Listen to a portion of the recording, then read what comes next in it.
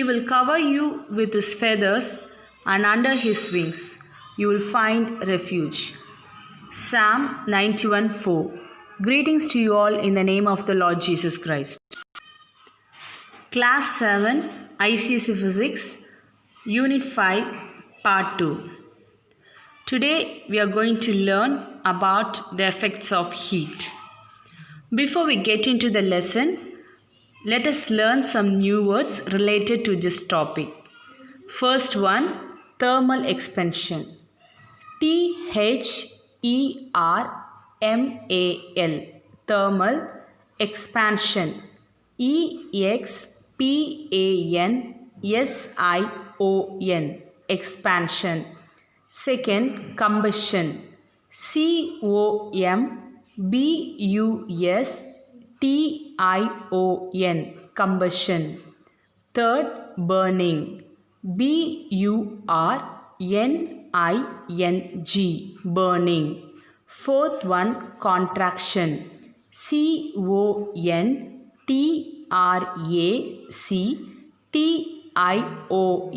contraction. Fifth one, emission. EMISSIONS, emission. Thermal expansion, combustion, burning, contraction, emission. Effects of heat. When we heat something, the temperature of a body increases. This is not the only change that may occur. The other changes that may occur are combustion, change of state, and expansion or contraction. Now, let us learn what is combustion. Combustion is a chemical change in which a substance combines rapidly with oxygen, releasing a lot of energy in the form of heat and light. This is called combustion. The other name for combustion is burning. Ignition temperature. Usually a substance has to be heated to a particular temperature before it starts burning. So the temperature at which a substance starts burning is called its ignition temperature. When we light or ignite something, we raise it to its ignition temperature. Children, you would have noticed that when we burn something, it readily catches fire, isn't it? Yes. Some substances burn very readily. Such substances, for example, petrol, coal, wood, paper, kerosene, cooking gas, that is LPG, they are called flammable or inflammable substances. Other substances such as rocks, sand and clay, they do not burn, isn't it? So these substances are called non-flammable substances. Asbestos and ceramic tiles in particular can withstand very high temperature. That is why they are used for thermal insulation or protection from heat and fire. So in the screen you can see some examples of combustible substances. What is combustible substances? The substances which burn very readily. They are called combustible substances, and examples are coal and wood. I hope that you would have learned about the 3 states of matter in lower classes. You know that the 3 states of matters are solid, liquid and gas. And you also know that matter can change from one state to another by losing or absorbing heat. So let us recall the names of the process by which the matter changes its state and the conditions necessary for these changes. Melting. Solid to liquid is called melting. When a solid is heated sufficiently, it changes into a liquid, and this process is called melting. Change of solid to liquid by heating, the process is called melting. Here you can see the ice. Ice is in the solid state. When we take and keep it outside, when the temperature increases, This ice melts and changes into liquid, and this is a good example for a change of solid to liquid by heating. In the screen, you can see how the molecules are packed in solid, liquid and gas. In first one, the molecules are loosely packed and it is in liquid. And when you come to the middle point, you can see the molecules are tightly packed, and you know very well it is an example for solid. And here the last one, the molecules are very loosely packed. They are very far apart. So it's an example for gas. You all like chocolate, and it's a very good example for a change of state from solid to liquid. Chocolate is a solid state. When it starts to melt, when the temperature increases, it starts to melt and it changes into liquid. Next process is called freezing, that is liquid to solid.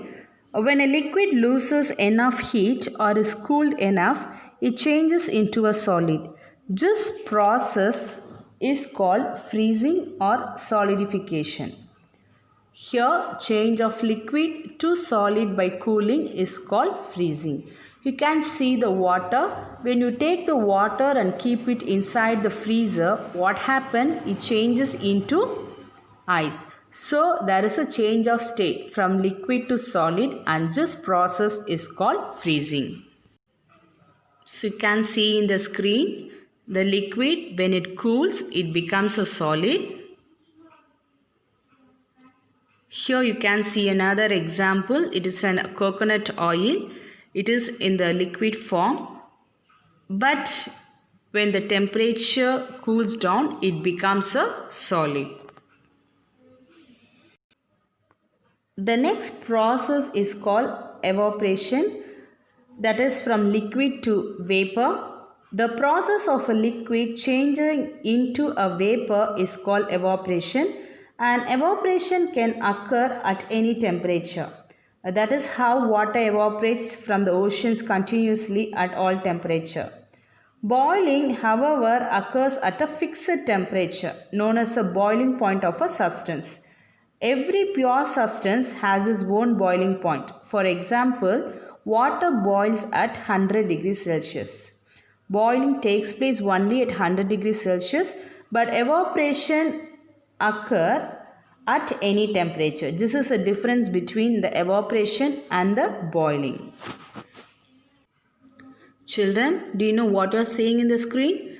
This is the cylinder which one we are using for cooking purpose, and inside it will be in a liquid form, and when it comes out, it comes in the form of gas. So it's a good example for a liquid to vapor. The next process is called sublimation. Here, some solids changes directly into vapor without going through the process of melting. So the process of a solid changing into a vapor is called sublimation. So when the vapor is cool, it changes into the solid, which is called the sublimates. So iodine, camphor, naphthalene and toilet fresheners are some common substances that undergo sublimation. And you are seeing dry ice in the screen, and here also sublimation takes place. It is a solid and it directly changes into vapor.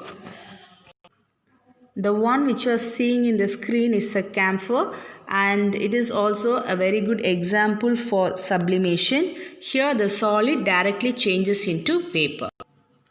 Now let us see about thermal expansion. An increase in the size of a substance when it is heated, when it takes place, then it is called the thermal expansion. All substances expand with increase in temperature. This is known as thermal expansion and occurs in all solids, liquids and gases. Now let us see about the ball and ring experiment to show thermal expansion in solid. In the screen you can see a ring and a ball. They both are at the room temperature. And in this experiment, an iron ball can just pass through the ring at the room temperature. But when it is heated over a burner to a high temperature, it can no longer pass through the ring. You can see in this picture, this is because it expands or its size increases when its temperature increases while the size of the ring remains the same. So, this shows the thermal expansion of solids. Now let us see some everyday applications of thermal expansion. The most common examples of making adjustment for thermal expansion is seen on the railway track. So the change in the length of the rails from winter to summer can be up to several centimeters. So the rails were placed end to end. They would bend in summer due to expansion, causing accidents. So to avoid this, small gaps are left between rails to allow them to expand in summer without any change in shape. So you can see a gap in the screen between the two rails. In summer, it will expand. So during expand, they will join together.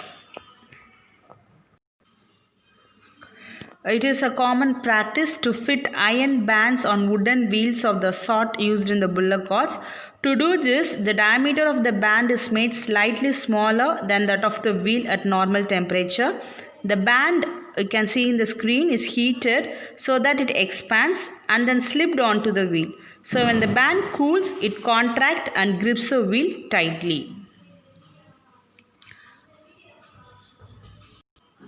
Children, do you know what is seen in the screen?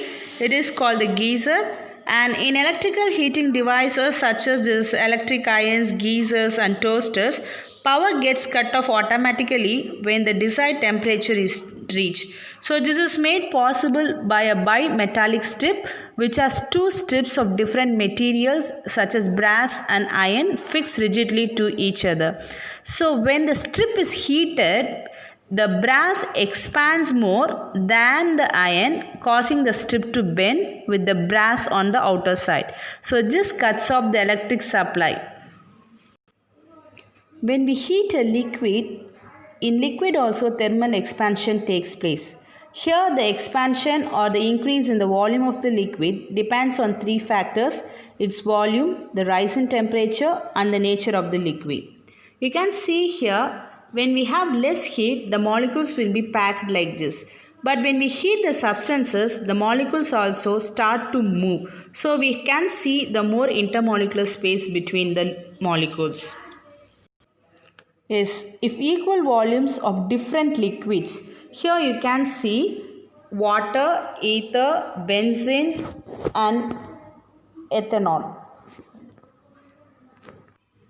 We should take all the liquids in equal volumes and it should be heated equally.